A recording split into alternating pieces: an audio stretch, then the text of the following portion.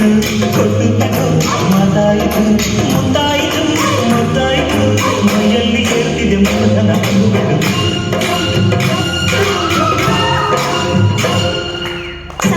Intern ಮುಗಿಸಿದ್ದೀನಿ. So B.Ed ಮಾಡ್ತಿದ್ದೆ. ಎಷ್ಟೋ competitive ಎಕ್ಸಾಮ್ಸ್ಗೆಲ್ಲ try ಮಾಡ್ತಿದ್ದೆ.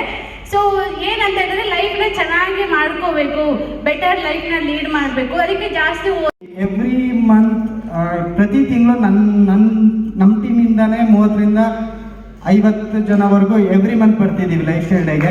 ಆದ್ರೂ ಒಂದಲ್ಲ ಒಂದು ರೆಕಗ್ನಿಷನ್ಸ್ ತೊಗೊತಾನೆ ಬರ್ತಿದ್ರಿ. ಅಂಬಾಸಿಡರ್ ಹಿಂಗೆ ಇವಾಗ ಈ ಸತಿ silver, next gold, next platinum, ಹೀಗೆ ಒಂದು ಸ್ಟೆಪ್ ಬೈ ಸ್ಟೆಪ್ ತೊಗೋತಾನೆ ಇದ್ದೀವಿ.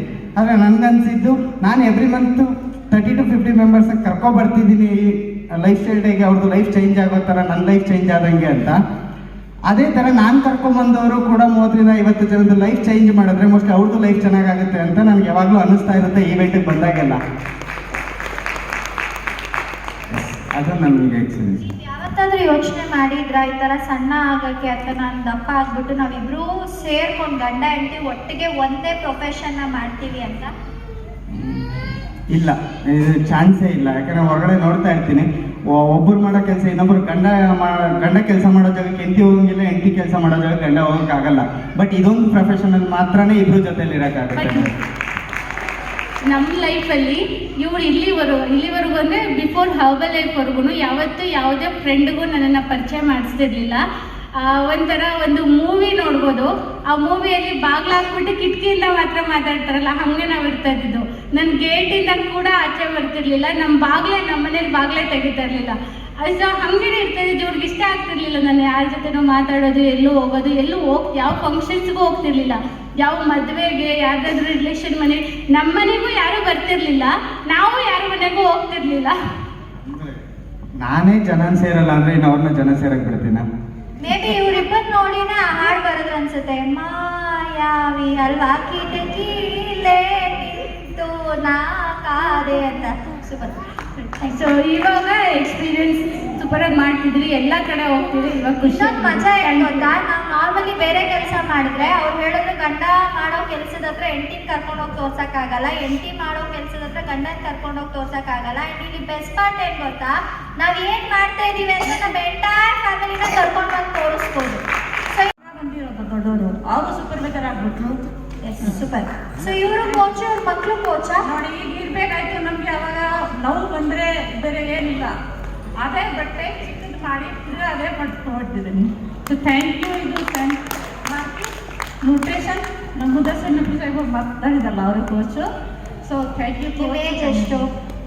ಏಜ್ ಎಷ್ಟಿರ್ಬೋದು? ನಮ್ಮ ಏಜ್ ಎಷ್ಟಿರ್ಬೋದು? 35. Thank you. ನಮಗೆ 47 ಏಜು. ಇವಾಗ 2ನೇ ಸಲ ಹೆಚ್ಚಾಗಿದ್ದೀನಿ.